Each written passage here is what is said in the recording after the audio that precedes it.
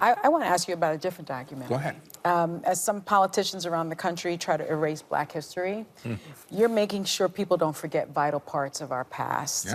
Classic Sunny Hostin, always trying to shoehorn the conversation into her usual race-based narrative, completely ignoring that if there's one thing Morgan Freeman despises, it's being reduced to a political talking point just because of his skin color. But leave it to The View to invite him on and then utterly disrespect his presence. First, they gave him a measly 5 minutes. 5 minutes for one of the greatest actors of our time. Then, instead of actually discussing his documentary Life on Our Planet, a breathtaking exploration of Earth's 4 billion year history, they tried to drag him into the usual political quagmire. Imagine having Morgan Freeman in front of you and thinking, nah, let's not talk about science, discovery, or the wonders of our planet. Let's push identity politics instead. And before that, they decided to trigger the modern climate change hysteria. You've done really cool projects, but this new series, Life on Planet Earth, is remarkable. What drew you to this?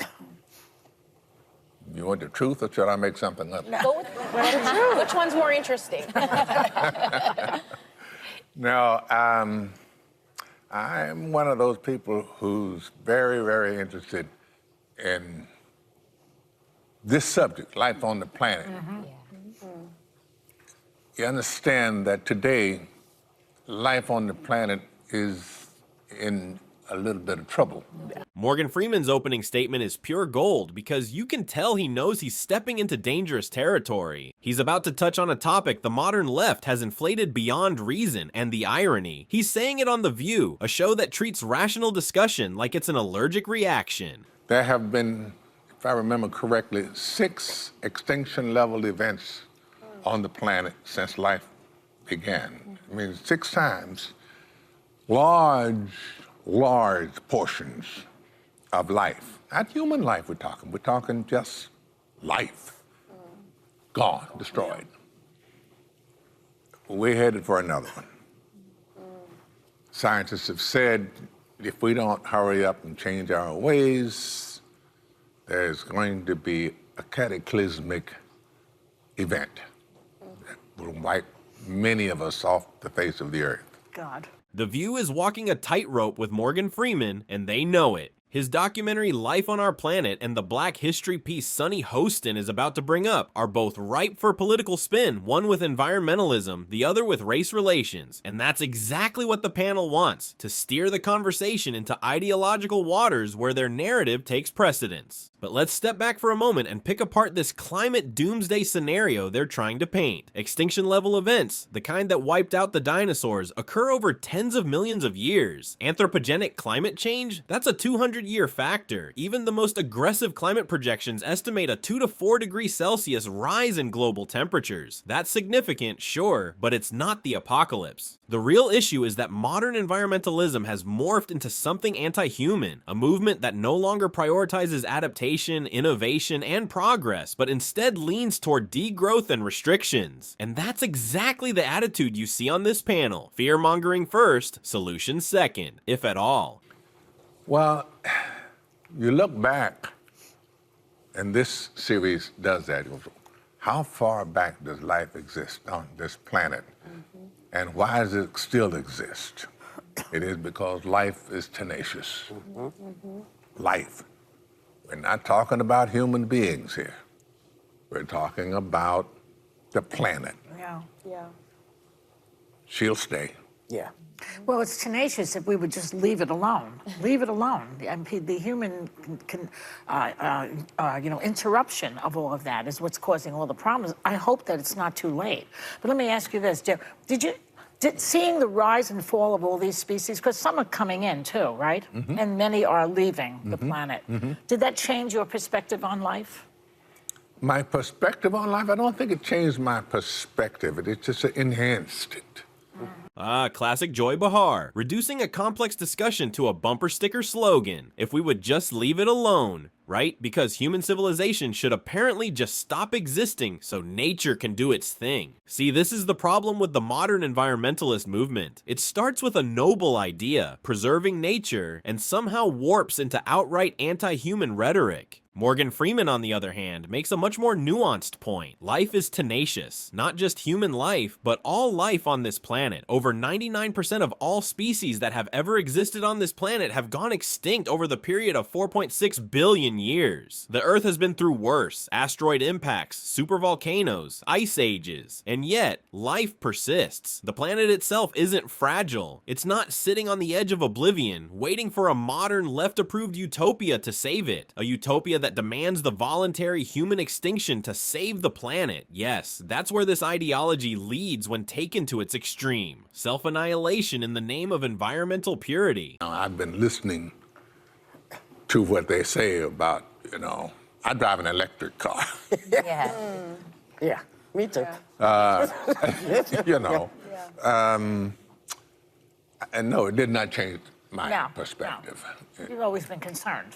Well, yes, Yeah. always. It's relative. How far can you go back with always? Yeah. You can feel the tension in the air. Morgan Freeman and Joy Behar are on completely different wavelengths, and it's painfully obvious. The fact that Behar felt the need to hijack the conversation with her humans are the problem spiel just proves she's not fully on board with Freeman's actual message. And she's not alone. Sonny Hostin tried the same trick, attempting to turn Freeman into some kind of spokesman for a social agenda he never signed up for.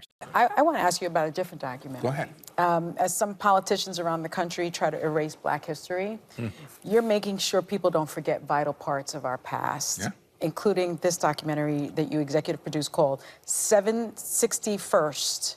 Did I get that right? Yeah, 761st Tank Battalion, the original Black Panthers, about the first Black battalion to fight in World War II. First Black Armored Battalion. Yes, and you served in the Air Force. I know that. This film was then very personal to you. Sonny Hostin just pulled her classic move: take a respected figure, twist their words, and use them as an avatar for a cause they didn't ask to represent. Start in the 40s and move up. And how many times did I see Black people in the movies? And if I did see them, what were they doing? Yeah, There were servants. Servants. They were always. kinds of I stuff. know it's appalling. I can give you the name. If you watch old movies, Betty Davis movies are particularly, even though she's great, and it's the period it's not her of time fault. that It's the the movies were period. made. Yeah. It's just what upsetting they to were watch. doing. To tell you the Well, truth. it shouldn't be that way It because is. somebody did make money. Yeah. Yeah. And there it was. That's the time. Now look at today. Things we're always in flux. Yeah. Always.